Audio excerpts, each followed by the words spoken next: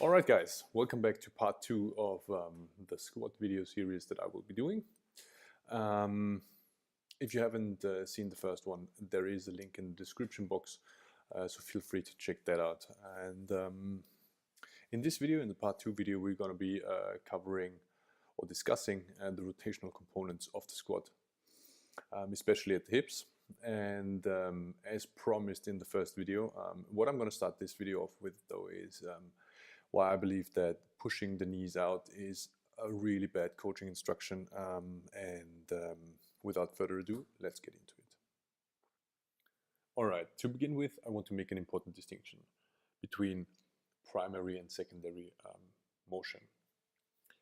Any primary movement or motion will cause secondary motions or movements sort of along the body, which seems very clear. The question I really want to ask is whether you know where you are initiating or where are you primarily moving from when you perform a voluntary motion. And the quality of movement is 100% correlated with how well and how precisely you can initiate any voluntary movements. Okay. Next up, let's talk about let's keep this in mind because I think it's very important for the discussion of the coaching instructions. So let's talk about the pushing the knees out instruction or cue. First, what is it that you want your client to do when you are using this specific cue? As a trainer or as trainers, we should always have a sound reasoning behind all the instructions we are giving to clients. So that's why I want you to think about why you're using a specific cue or why you're telling people, your clients, a specific cue. Now, I suspect that the goal or your goal is to have people sort of abduct the thighs to be able to descend deeper or more into a squat, basically creating space for the pelvis to sit in between the thighs. That's what I suspect that most people or trainers want to achieve with the cue pushing the knees out. When we tell clients to push the knees out, I think there are two mistakes that we are making. We are referring first and foremost to the wrong structure because we are referring to the knee. That's the end of the thigh in this case.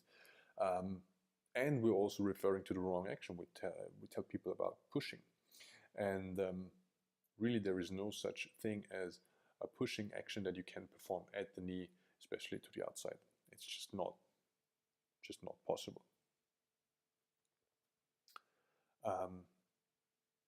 So what it is that we actually want our clients to do, we want them to abduct, so to pull or to push, to pull the thigh laterally to the outside as one descends into a squat.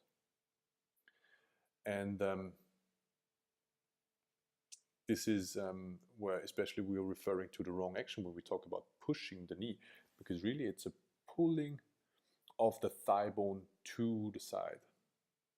Remember, the knee is only a transmitting sort of joint in between the ankle and the hip.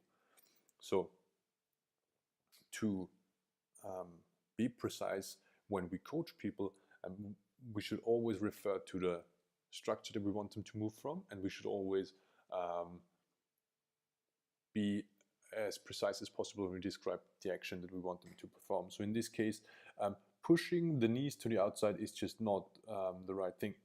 Especially it's not the action that we want to primarily produce when we squat or when we go into a squat. It's rather a pulling of the thigh to the outside, and we pull the thigh to the outside only from the hip, right? So around the head of the femur, there are the muscles that can actually pull or that are able to pull the thigh laterally to the outside. So that's definitely a thing we should always keep in mind. Being accurate when we instruct people, and instead of using the cue of pushing the knees to the outside, we should always refer to pulling the thighs to the outside from the hip. Okay, so up next, let's discuss rotational components of the hip. As you can see here, there are 4 beautiful squat models.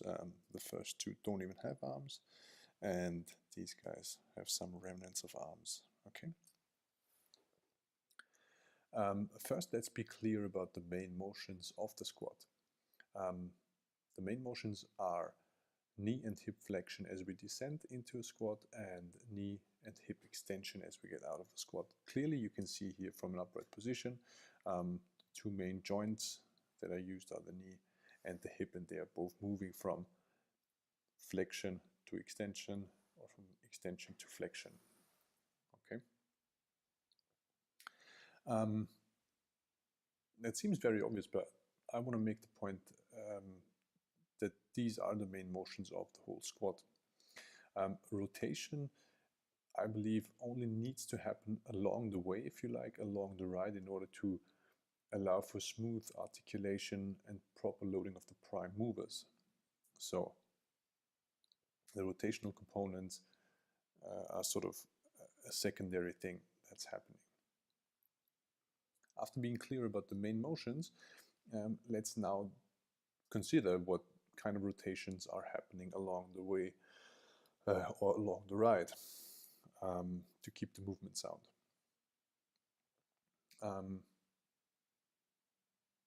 I say that there are two motions or 2 components to keep the whole squat sound, and the first is internal rotation and the second one is abduction.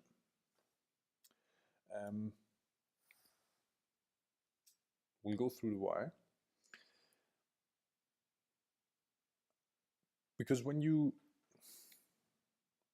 go through all the muscles that extend the hip joint, sorry, they finally all externally rotate the thigh. Okay, keep that in mind. So that's one of the co-functions of almost all the extensors. Now imagine you're squatting. So from the upright position, you go into this flexed position, and well, getting out of that position, which muscles do you want to use? You want to use your extensors. For example, the glutes, all the external rotators that are located very close to the actual hip joint, your hamstrings, and for the extensors to work, which seems very obvious, the joint has to be in flexion, right? Because otherwise there is nothing to extend. Now in a squat, we definitely have the flexion component of that, but also think about it that almost all the extensors finally externally rotate the thigh at the hip. Now, in order to even act out their external rotation component, the thigh needs to be put into internal rotation, because if it is not, it's like an active insufficiency. So the external rotators need to be pre-stretched in order to contract and to help extend at the hip. That's why we need to put the joint, I believe, the hip joint into internal rotation as we squat down. Because again, otherwise, if we don't allow for it, the external rotators will not be able to fully apply their strength. The abduction component, I believe, really is just allows for more, or helps to create the space in between the thighs for the pelvis to sit in, so that you can be more upright, or that you can sort of go deeper.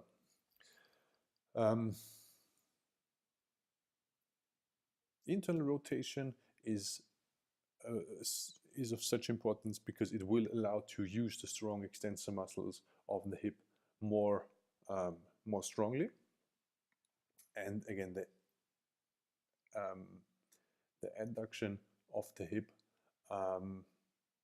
the abduction of the hip will allow to sit more solidly into the hips, and will create the space in between the thighs. So without further discussing this, what can you do before you squat the next time? I think this is maybe an interesting question, or an interesting point. The next time before you squat, I would strongly suggest you stretch your adductors, so the inside of the thigh, adductors, okay, these guys. And secondly, you stretch your external rotators. Now, be wary. Note that in order to stretch your external rotators, you have to put your thigh into internal rotation. All right? Because to internally rotate, you have to have mobile or flexible external rotators. So these are the two things that I would strongly suggest you try, and see how it feels. But these two components, again, internal rotation and abduction, I believe are very often misunderstood, and these are actually the things that that will help you to get a stronger and better and especially a more subtle squat, and will help you train your legs and lower body way more. I will put some links to my favorite squatting videos in the description, and if you watch them carefully, you will definitely see how these athletes move their hips and thighs in relation to each other, and make your own judgment about it. But it will definitely illustrate the concept of internal rotation and abduction rather than external rotation and pushing the knees. Alright guys, this concludes part 2 of the squat videos. I hope you liked it and enjoyed it so far. It has been quite theoretical, but I think it's important to cover these intricacies, because they're so many times just overlooked and not thought through properly. If you want to know more, or if you want to understand a particular subject we covered more in depth, feel free to comment below, and I'm more than happy to make another video about it. Other than that, I would like to ask you guys, what are you interested in? Maybe you want to see some training footage. Maybe you want to learn something about structuring your own training. Feel free to comment below, and I'm more than happy to make a video about it. Other than that, I will come up with a different topic, and see you soon. Bye bye.